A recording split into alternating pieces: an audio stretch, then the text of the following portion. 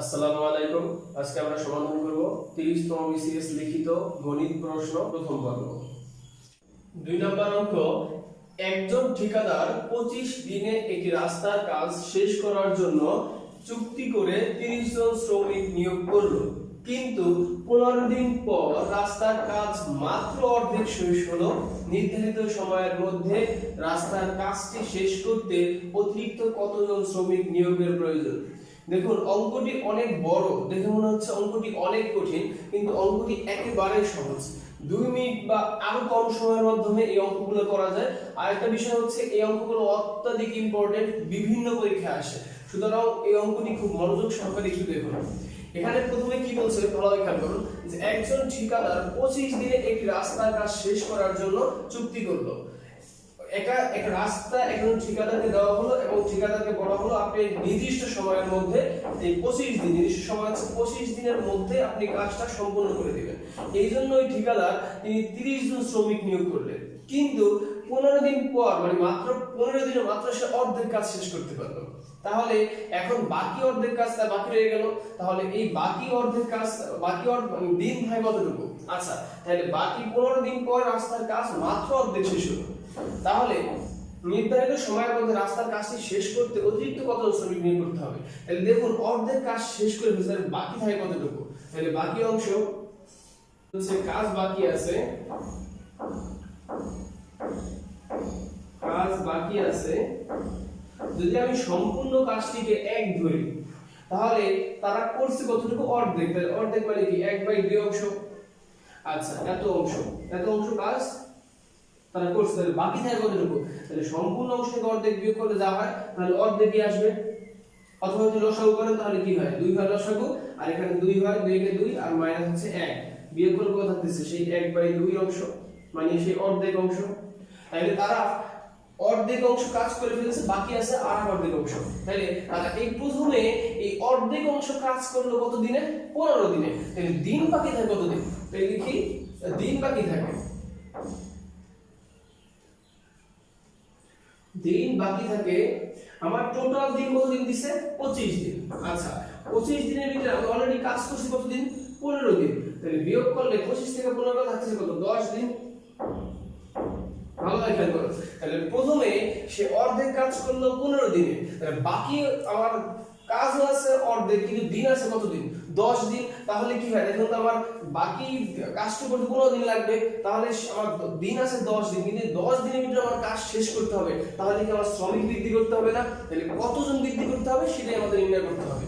খেয়াল করুন, তাহলে এই যে প্রথমে এই যে অর্ধেক অংশ, হাফ বা হচ্ছে অর্ধেক অংশ, হাফ বা অর্ধেক অংশ,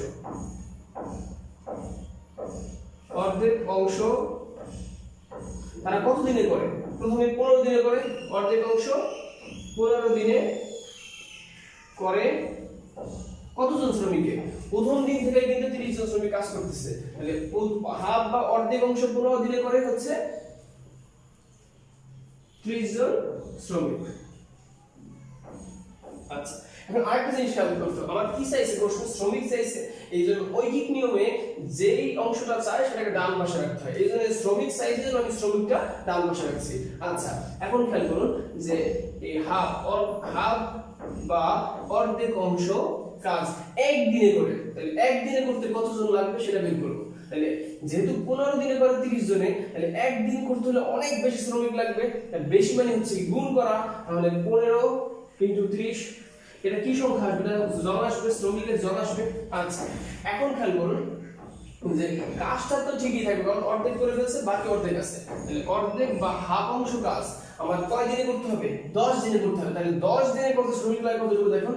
আচ্ছা, তাহলে 10 দিনে করতে লাগে কতটুকু? তাহলে 1 দিনে লাগবে বেশি। তাহলে এই 1 এর তুলনায় 10 দিনে করতে শ্রমিক কম লাগবে। কম না মানে কি হচ্ছে? ভাগ। তাহলে 15 গুণ হচ্ছে 30 বা হচ্ছে এই 10, এটা হচ্ছে শ্রমিক সংখ্যা। এখন তো কাটাকাটি করুন, 10 থেকে 10 3.30, 3 আর 15 থাকে, 3 15 হচ্ছে 45, এতজন শ্রমিক। আচ্ছা, খেয়াল করুন, আমার প্রথমে শ্রমিক ছিল কতজন? 30 জন। তাহলে আর যেহেতু দিন সংখ্যা কমে যাচ্ছে, 10 দিন বাকি আছে আমার, 10 দিনের বাকি অর্ধেক কাজ সম্পূর্ণ করতে আমার শ্রমিক লাগবে হচ্ছে 45 জন। তাহলে আমার অতিরিক্ত শ্রমিক লাগলো কতটুকু খেয়াল করুন। তাহলে এই অংশ থেকে 30 বিয়োগ করে দেন, তাহলে লিখে দেব সুতরাং অতিরিক্ত শ্রমিক প্রয়োজন, অতিরিক্ত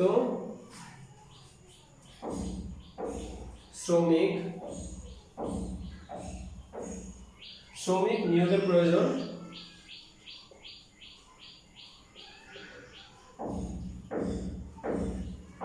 কতজন? তাহলে 45 বিয়োগ হচ্ছে আর প্রথম ছিল কয়জন? 30 জন, বিয়োগ করলে আসছে কত? 15 জন শ্রমিক। এটাই হচ্ছে অ্যানসার, অ্যানসার।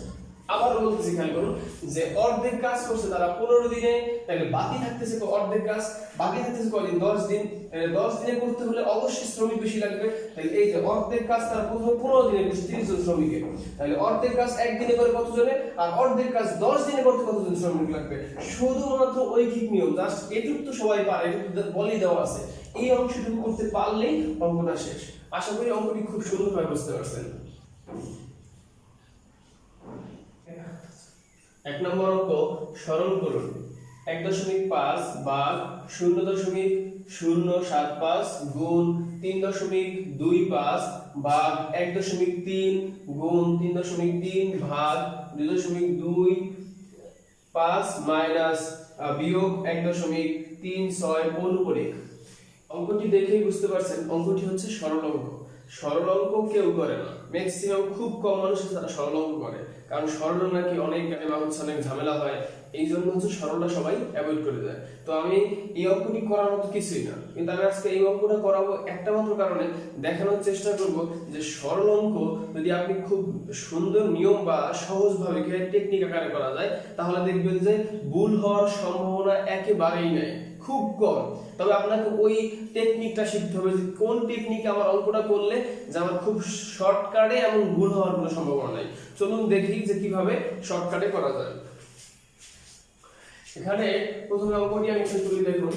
এখানে হচ্ছে প্রথমে 1.5 ভাগ হচ্ছে 0.075 গুণ হচ্ছে 3.25 ভাগ হচ্ছে 1.3 গুণ হচ্ছে 3.3 ভাগ হচ্ছে 2.25 বিয়োগ হচ্ছে 1.36 পৌনঃপুনিক। আচ্ছা, তাহলে এই দশমিক উঠানোর আমি সবকটা সংখ্যাকে স্বাভাবিক সংখ্যা প্রকাশ করব, কারণ সবকটা দশমিক সংখ্যা। তাহলে স্বাভাবিক সংখ্যা প্রকাশ করে কিভাবে? আমরা জানি যে একটা দাগ দিতে হয় এবং দশমিকের জন্য নিচে একটা 1 লিখতে হয়, এবং দশমিকের পরে যে কটা সংখ্যা আছে সেটা 0 লিখে দিতে হয়, আর উপরে সেই সংখ্যাটাই বসে যায়। আচ্ছা, আমি ভাগটা আপাতত ভাগেই রাখলাম, এই অংশটুকু আবার ভাঙাই। তাহলে দশমিকের জন্য নিচে একটা 1 আসবে, আর তিনটা সংখ্যার জন্য তিনটা 0 আসবে, আর উপরে থাকবে শুধু 75। আচ্ছা, গুণ হচ্ছে এই অংশটাকে আবার ভাঙাই। এই দশমিকের জন্য একটা 1 আসবে, বাকি দুইটা সংখ্যার জন্য দুইটি 0 আসবে, আর উপরে লিখে দিব হচ্ছে 325। আবার সামনে হচ্ছে ভাগ। এখন হচ্ছে এই 1.3 এটার জন্য দশমিকের জন্য একটি 1 এবং এই সংখ্যাটির জন্য একটি 0, আর উপরে থাকবে হচ্ছে 13 গুণ একটু ভাঙাইলে আবার আসা হচ্ছে দশমিকের জন্য একটি 1 0, আর উপরে থাকবে হচ্ছে 33। এরপরে হচ্ছে ভাগ এই দশমিকের জন্য একটি 1 আর দুইটা 0, উপরে থাকবে হচ্ছে 225 বিয়োগ হচ্ছে 1.36 পৌনঃপুনিক। এখন এই টার্মটুকু আপনাকে ভালোভাবে শিখতে হবে যে পৌনঃপুনিক গুলোকে পৌনঃপুনিক সংখ্যায় কিভাবে স্বাভাবিক সংখ্যায় প্রকাশ করতে হয়। চলুন আমি এই অংশটুকু করাই। এখানে দেওয়া আছে 1.36 পৌনঃপুনিক। আচ্ছা, এটা নিয়ম হচ্ছে, ধরুন এখানে যদি পৌনঃপুনিক না থাকতো তখন আমরা সেটাকে স্বাভাবিক সংখ্যা প্রকাশ করতাম কিভাবে? যে দশমিকের জন্য একটা 1 আর দুইটা সংখ্যার জন্য দুইটা 0, আর উপরে যা আছে দশমিক বসে দিয়ে সেই সংখ্যাটা বসে যাবে। এটা হচ্ছে পৌনঃপুনিক না থাকলে। এখন আসুন পৌনঃপুনিক থাকলে আমি কিভাবে করব? পৌনঃপুনিক থাকলে নিয়ম হচ্ছে যে এখানে যত কয়টি সংখ্যার উপর পৌনঃপুনিক আছে ওই কয়টা সংখ্যা 9 বসে যাবে। তাহলে এখানে কয়টা সংখ্যার পৌনঃপুনিক? একটা সংখ্যার উপর পৌনঃপুনিক, এই জন্য 89, এবং দশমিকের পরে এবং পৌনঃপুনিকের মাঝখানে যে কয়টা সংখ্যা থাকবে খালি পৌনঃপুনিক ছাড়া ওই কয়টা 0 এখানে বসে যাবে।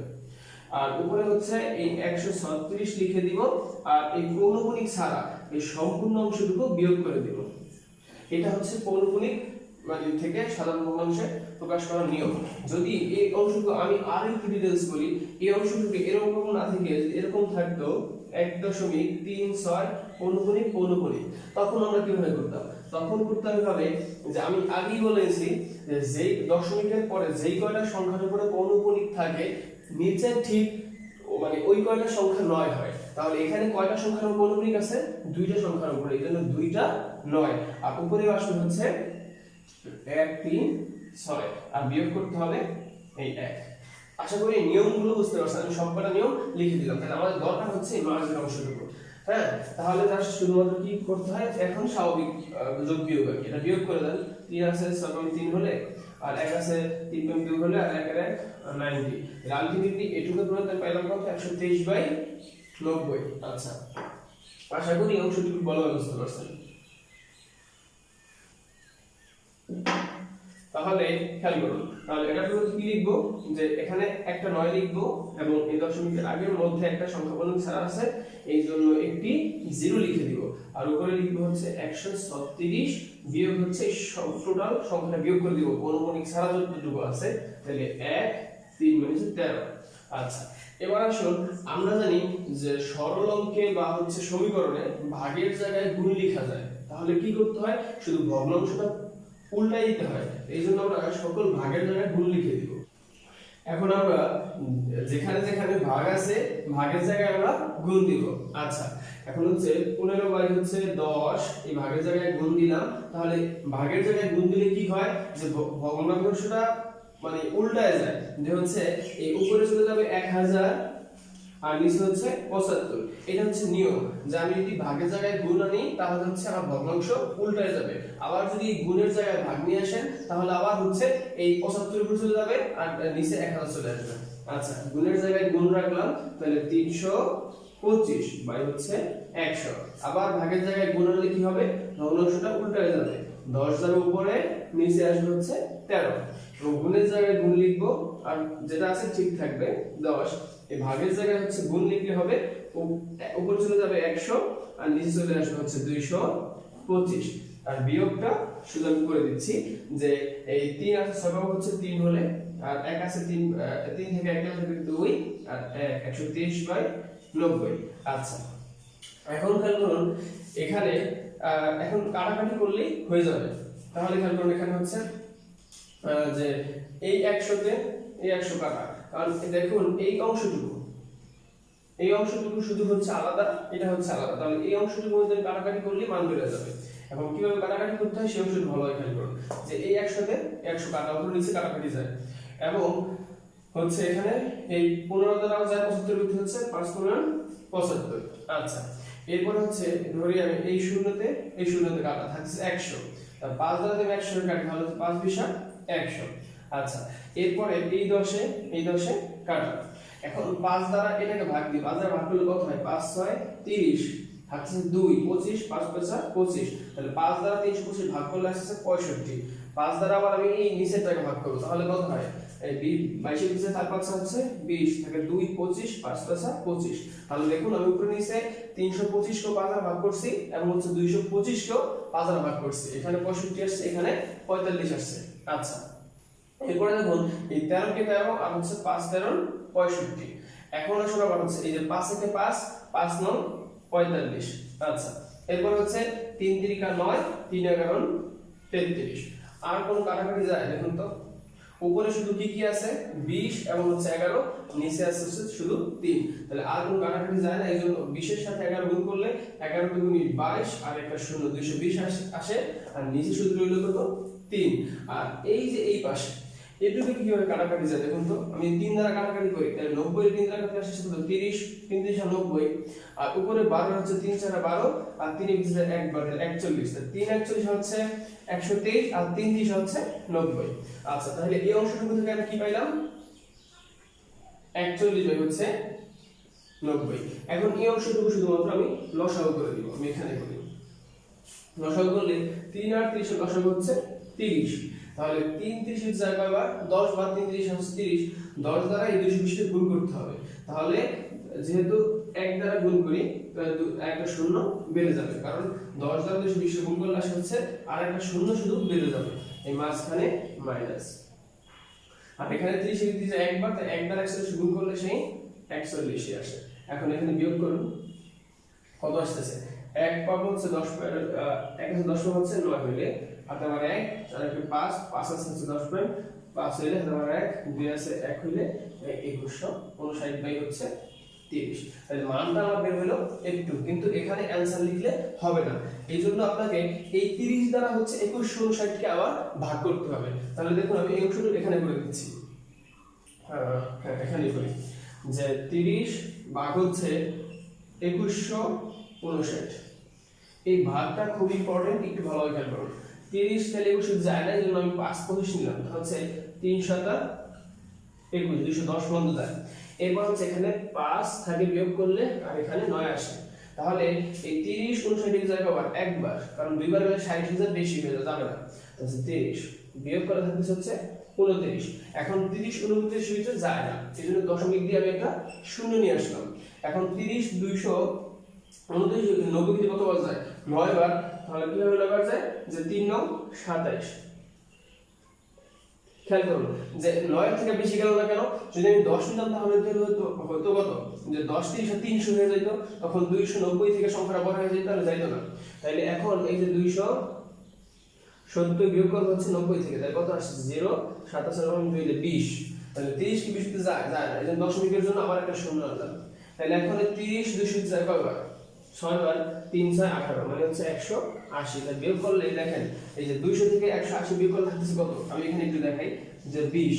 তাহলে আবার এখানে 20 আসলো, এই দশমিকের জন্য আবার একটা শূন্য নিতে হবে। তাহলে আবার 30 200 যাবে কয়বার? আবার 6 বার যাবে, কারণ 3 6 18 180। আবার বিয়োগ করলে 20 আসতেছে, আবার দশমিক দিয়ে শূন্য। তাহলে কি এখানে কি খেয়াল করা যায় দেখুন তো? এই রে বাবা রে, তাহলে এখান থেকে কি দেখতে পেলাম যে বারবার 20 আসতেছে, কারণ এখানে আবার হচ্ছে 6 না, তাহলে কি হবে? যে 3 6 18 আবার 180 আসবে, তাহলে বারবার সেই 20 আসতেছে। তাহলে এরকম যদি হয় যে বারবার একই সংখ্যা আসতেছে, তখন আমরা কি করি? যে এই প্রথম একটা সংখ্যার পৌনঃপুনিক দেই। তো এই জন্য এখানে আমি ভাগটা ইম্পর্টেন্ট বলছি এই জন্যই যে আপনার উত্তরে অবশ্যই পৌনঃপুনিক লিখতে হবে, কারণ এটা হচ্ছে রিটেনের অঙ্ক, আপনার প্রতিটা জিনিস তারা খেয়াল করবে। তাহলে এখানে এটা মানটা কত আসলো? যে 71.96 পৌনঃপুনিক। আবার বলতেছি আপনাকে অবশ্যই এখানে পৌনঃপুনিক দিতে হবে, কারণ পৌনঃপুনিক মিন্স হচ্ছে এই সংখ্যার 12 আসছে। দেখেন আপনি যতবার নেবেন এখানে 6 6 12 আসবে। এখন কথা হচ্ছে দেখুন এই অঙ্ক কেন শিখে রাখবেন? ধরেন রিটেনে 12টা অঙ্ক আসে, এক এক সময় এক একটা অঙ্ক আসে 10টা করতে বলে, তখন অন্যগুলো কমন না করলে আপনি এগুলো করতে পারবেন। দেখুন এই সরল মানে হচ্ছে আপনাকে মাথা ঠান্ডা রাখতে হবে। দেখুন আমি এখানে কি করছি, এই পর্যন্ত কোনো সমস্যা ছিল না, কোনো সমস্যা নেই। মেইন ইকুয়েশন হচ্ছে শুধুমাত্র এই এক লাইন, এই একটা লাইন যদি সুন্দরভাবে মাথা ঠান্ডা করে করতে পারেন, এর মতো সহজ অঙ্ক আর হতে পারে না। আশা করি অঙ্কটি খুব ভালোভাবে বুঝছেন। আশা করি অঙ্কটি খুব ভালোভাবে বুঝতে পারছেন। এরপরেও যদি আপনাদের কোথাও কোনো সমস্যা থাকে, ভিডিও ডেসক্রিপশনে আমাদের ফেসবুক গ্রুপের লিংক দেওয়া আছে, সেখানে গিয়ে প্রশ্ন করবেন। আশা করি অতি দ্রুত আপনার প্রশ্নের উত্তর পেয়ে যাবেন। 9 নম্বর অঙ্ক 12.728 মিটার উচ্চতা বিশিষ্ট একটি দেয়ালের ছাদের সঙ্গে লাগানো মই ভূমির সাথে 45 ডিগ্রি কোণ উৎপন্ন করে, মইটির দৈর্ঘ্য কত? অঙ্কটি ভালোভাবে বোঝার জন্য প্রথমে অঙ্কটিকে একটা আমরা চিত্রের মাধ্যমে প্রকাশ করি। ধরুন বলছে এত মিটার উচ্চতা একটা বিশিষ্ট এত মিটার উচ্চতা বিশিষ্ট একটি দেয়াল। তাহলে আমি একটি দেয়াল প্রথমে এঁকে দেই। ধরুন এটা একটা দেয়াল, আর দেয়ালের ছাদের সঙ্গে ধরুন এটা একটা ছাদ, এটা একটা ছাদ। তাহলে এটা দেওয়াল, ওদিকে না আঁকলেও চলবে, না আঁকলেও চলবে। এটা হচ্ছে ছাদ, এটা হচ্ছে দেয়াল। এটা হচ্ছে ধরি ভূমি, হ্যাঁ এটা হচ্ছে ভূমি। আচ্ছা এটা হচ্ছে ভূমি, এই ভূমির সাথে বলছে হচ্ছে একটি মই, যে দেয়ালের ছাদের সঙ্গে লাগানো মই ভূমির সাথে এতগুলো উৎপন্ন করে। ধরেন এই যে ছাদ, এই ছাদের সাথে একটা মই, এই মই লাগানো আছে, এই মইটা ধরেন এই মই দিয়ে ছাদে উঠে, এখন এই মইটা ভূমির সাথে এখানে কোণ উৎপন্ন করছে 45 ডিগ্রি। শুধুমাত্র যদি এই কোশ্চেনটুকু মানে কোশ্চেনে কি বলছে এই কোশ্চেনটা বুঝে যদি ফিগারটা আঁকতে পারেন তাহলে অঙ্কটা শেষ। আবার দেখেন এত মিটার উচ্চতা, তার মানে হচ্ছে কি ভূমি থেকে উচ্চতা কত মিটার হয় লেখা দেওয়া আছে 12.728 মিটার, এই অংশটুকু দেওয়া আছে। এবং এই দেয়ালের সাথে সঙ্গে লাগানো মই, এই যে লাগানো মই এই ভূমির সাথে, এই যে ভূমির সাথে হচ্ছে 45 ডিগ্রি কোণ উৎপন্ন করে। তাহলে মইটির দৈর্ঘ্য কত? তাহলে এই যে দৈর্ঘ্যটা, এই দৈর্ঘ্যটা আমাদের নির্ণয় করতে হবে। তো তাহলে দেখুন এটা একটা ত্রিভুজের মতো হয়েছে না? ত্রিভুজের মতো হলে তার নাম দিতে পারি এ বি সি। এবং আরেকটা বিষয় এখানে সেটা হচ্ছে অলওয়েজ দেয়াল ভূমির সাথে 90 ডিগ্রি উৎপন্ন করে। অলওয়েজ এটা একবারে 100% মানে 90 ডিগ্রি আকারে খাড়া থাকবে। তাহলে এটা হচ্ছে একটা 90 ডিগ্রি কোণ। তাহলে এই ত্রিভুজ আমরা জানি কোন ত্রিভুজের একটি কোণ 90 ডিগ্রি হলে ওই ত্রিভুজকে সমকোণী ত্রিভুজ বলা হয়। তাহলে এটাকে আমরা সমকোণী ত্রিভুজ বলতে পারি। আচ্ছা, তাহলে এটা হচ্ছে এ বি সি ধরলাম। তাহলে আমাদের সাইজ শুধু এটুকু। তাহলে কিভাবে করে খেয়াল করব? তাহলে এখান থেকে ধরি, এই পরীক্ষায় এই চিত্রটা এঁকে দিবেন। তাহলে ধরি হচ্ছে এই দেয়ালের দৈর্ঘ্য হচ্ছে এসি, ধরি দেয়ালের দৈর্ঘ্য হচ্ছে এসি, আর এসি ইকুয়াল টু দেওয়া আছে মাত্র এই যে 12.728 মিটার। এবং আমার হচ্ছে যে এই বের করতে বলছে হচ্ছে মইয়ের দৈর্ঘ্য, যে মইয়ের দৈর্ঘ্য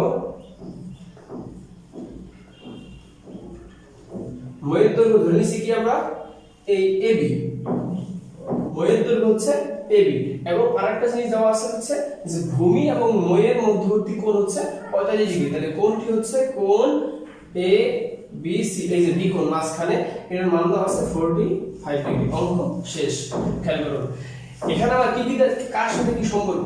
এটা হচ্ছে যদি আমি এটাকে কোণ ধরি, এটা হচ্ছে সমকোণ, ভালো জানি কি সমকোণের বিপরীত হচ্ছে অতিভুজ। তাহলে এটা হচ্ছে অতিভুজ এবং কোণের বিপরীত হচ্ছে লম্ব।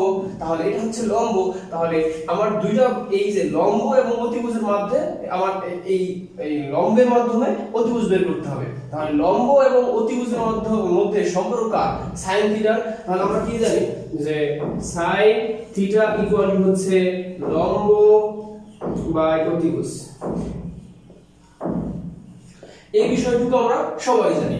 আচ্ছা, এখন এখানে খেয়াল করুন, তাহলে এই লম্বর মান কত দেওয়া আছে 12.728 আর অতিভুজের মান আমরা ধরছি কত এবি, তাই লিখে দিলাম হচ্ছে এবি।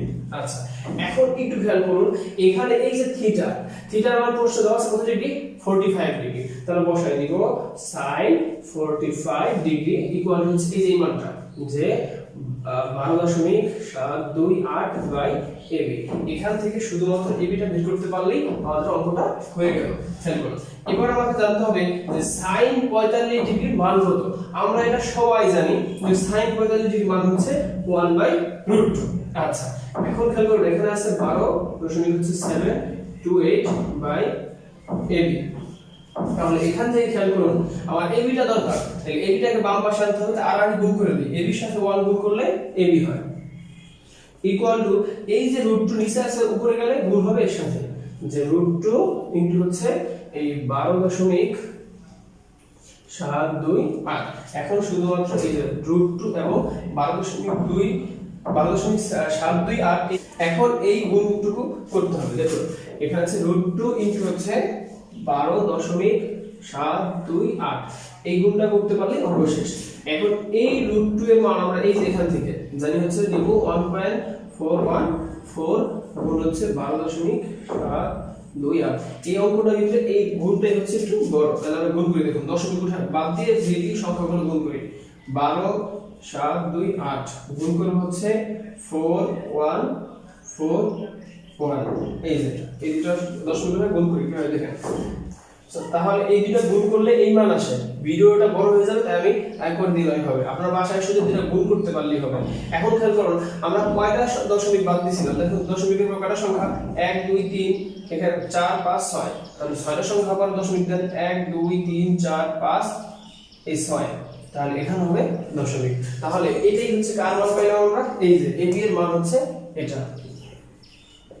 তাহলে এবি এর মান হচ্ছে এই অংশটুকু। তাহলে খেয়াল করুন 17 এর পরে 88 পয়েন্ট চলে আসছে। তার মানে হচ্ছে কি দেখেন আমি এখানে কিন্তু √2 মান অনেক বড়, √3 এগুলোর মান অনেক বেশি, আমি বাদ দিয়ে অল্প একটু নিচে, তার কারণে এটা হয়েছে।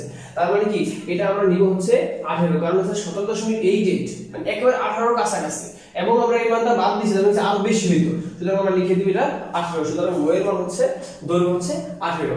দেখুন এই অঙ্কটা এত ছোট, আমি আবার একটু বলতেছি বোঝানোর জন্য এত বড় হয়েছে ভিডিওটা, যে এই যে এখানে আমি কেটে দিছি প্রথমে যে এই ময়ের এই যে এটা উচ্চতা হচ্ছে 12 এই মানটা, হ্যাঁ, আর এই মইটা হচ্ছে ভূমির সাথে এভাবে আছে এবং কোণ করে আছে 45 ডিগ্রি। তাহলে এই যে মইয়ের দৈর্ঘ্যটা নির্ণয় করতে বলছে, তাহলে কি হবে দেখুন এই যে sin θ হচ্ছে লম্ব বাই অতিভুজ। তাহলে এই যে লম্ব মানটা হচ্ছে এই মানটা, অতিভুজ হচ্ছে AB, আর sin 45 মান হচ্ছে 1/√2। তাহলে এই যে sin 45 মান 1/√2 লিখে দিলাম। এখান থেকে শুধুমাত্র আপনি এই পাশে মানে একটু ইকুয়েশন করে AB টাকে বাম পাশে আনবেন, এই যে AB টাকে বাম পাশে আনলেই আলটিমেটলি √2 ইনটু হচ্ছে মানটা গুণ করতে পারলেই হবে। এখন এই গুণটাই হচ্ছে এই যে এখানে করে দিয়েছি, এটা এই গুণটা শুধু বাসায় করে নেবেন।